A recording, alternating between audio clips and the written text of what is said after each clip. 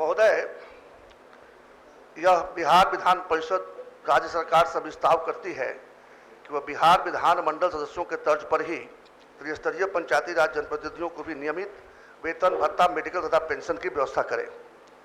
महोदय, ये जो चुनाव होते हैं वो चाहे लोकसभा के चुनाव हो या विधानसभा विधान परिषद के चुनाव हो या त्रिस्तरीय पंचायती राज के चुनाव हो, इस पर अरबों खरबों रुपया खर्च किया जाता है और जनता उनसे अपेक्षा रखती है कि वो उनकी समस्याओं का समाधान करेंगे।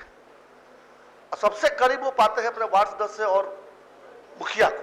हम लोग तो कभी कभी मिल पाते हैं, हमारा क्षेत्र इतना बड़ा होता है, लेकिन वो जैसे कहते हैं भोजपुर में ओरी तरह का भूत वाला शब्द है कि एकदम घर के पास ही रहते हैं, रोज प्रताड़ित किए जाते हैं अपने मतदाताओं द्वारा। लेकिन धीरे धीरे उनकी शक्ति को कम कर दिया गया है। आज वार्ड सदस्यों के पास कोई काम नहीं है, बीडीसी भी कलप रहा है और मुखिया पर अभी तुरंत गाज गिरने वाली थी, जो भी पता चला कि शायद वो गाज नहीं गिरेगी। एक तरफ तो उनका कार्य कम करते जा रहे हैं, दूसरी तरफ से उनका जो का भी हक बनता है, जैसे हम लोग जनता चुन के भेजती है तो हम लोग नियमित वेतन, पेंशन, भत्ता, मेडिकल सब पाते हैं, तो आखिर उनका क्या गुनाह है? वो जनता के चुने हुए प्रतिनिधि है, तो उस पर सरकार विचार क्यों नहीं करती है? यही प्रश्न महोदय।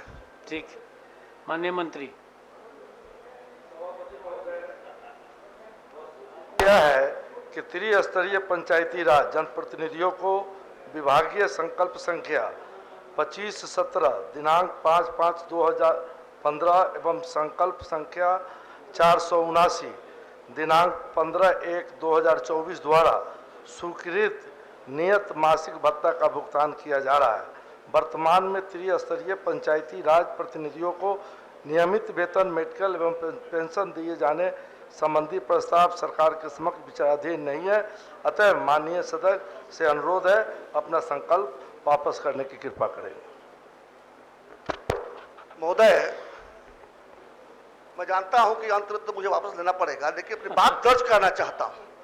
कम से कम एक तो उत्तर दे कि क्यों उनका अधिकार नहीं बनता है। अगर उनका अधिकार नहीं बनता तो हमारा अधिकार कैसे बनता है? हम जो यहाँ बैठे हुए लोग हैं, हम कैसे वेतन, पेंशन, मेडिकल बता पाते हैं? आखिर इसी जनतंत्र में, लोकतंत्र में दो मानदंड क्यों है? कुछ तो इसका उत्तर दीजिए मंत्री महोदय। हम यही जानना चाहते हैं कि आखिर हम विचार क्यों नहीं कर सकते हैं इस पर।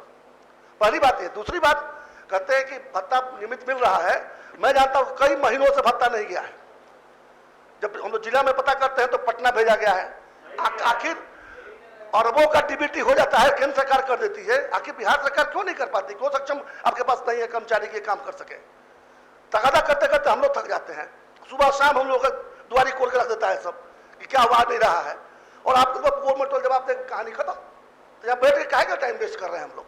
ये दोनों विषय पर मैं जानना चाहूंगा, क्योंकि आपने कहा है कि वेतन भत्ता नियमित मिल रहा है। मेरी समझ से नहीं मिल रहा है, मेरी जानकारी यही है। आप हमको बताइए कि मिल रहा है, इस महीने तक का मिल गया है कि किस महीने तक का मिल गया है, और इस पर विचार क्यों नहीं करेंगे? वेतन, पेंशन, मेडिकल भत्ता पर विचार क्यों नहीं करेंगे? ये भी कारण बताइए हमको। अगर नहीं करेंगे तो फिर हम लोग किस अधिकार से पाते? ठीक है, सुनिए मंत्री जी का। क्या जी? जहां कहीं तरुण जी, हो गया बहुत देर। आप कहना चाहेंगे कि जब वेतन की बात हो रही है तो 16 से 21 के बीच का भी जनप्रतिनिधि लोग जो पंचायती राज के हैं उनको वेतन नहीं मिला है। इसके लिए माननीय पंचायती राज मंत्री महोदय से भी हम मिले, वो भी आश्वासन दिए, कुछ नहीं हुआ। प्रभारी मंत्री महोदय आदरणीय श्रवण कुमार जी समस्तीपुर जब गए थे, उन्होंने भी वहाँ कहा था कि 7 दिन के अंदर इस पर हो, लेकिन कोई कार्रवाई आज तक नहीं हुआ और 16 से 21 तक का भी बाकी है। तो आदरणीय मंत्री महोदय से आपके माध्यम से कहेंगे कि पहले तो 16 से 21 का हो, और 6 महीना के लिए परामर्शदात्री समिति बनी थी, उसका भी भुगतान नहीं हुआ है। तो जब भुगतान ही नहीं हो रहा है और अभी जो वर्तमान में चल रहा है उसमें भी 20 महीने का वेतन बाकी है। मैं इससे पहले, चुनाव से पहले माननीय मंत्री महोदय से मिला था तो 3 महीने का मात्र रिलीज हुआ है। तो आपके माध्यम से आग्रह होगा, ये तो बढ़ाने की बात तो होना ही चाहिए, उसको पेंशन मिलना ही चाहिए, और मेडिकल भत्ता तो निश्चित रूप से होना चाहिए, क्योंकि रिटायर होने के बाद उनकी भी तो ज़रूरत होती है। लोग कहते हैं कि आप रिटायर मुखिया जी से जब हट जाते हैं तो उनके घर वाले भी देखने में समझ ही रहे हैं कि लोग उनका अपेक्षित रखते हैं। तो आग्रह होगा आपके माध्यम से कि उनको निश्चित रूप से पेंशन और मेडिकल सुविधा मिलनी चाहिए। ठीक। माननीय मंत्री जी का सुनिए ने कहा है तो 16 से 21 का तो नहीं दिया गया है। जो 22 में चुने गए उनका भी भुगतान सिर्फ एक बार हुआ है।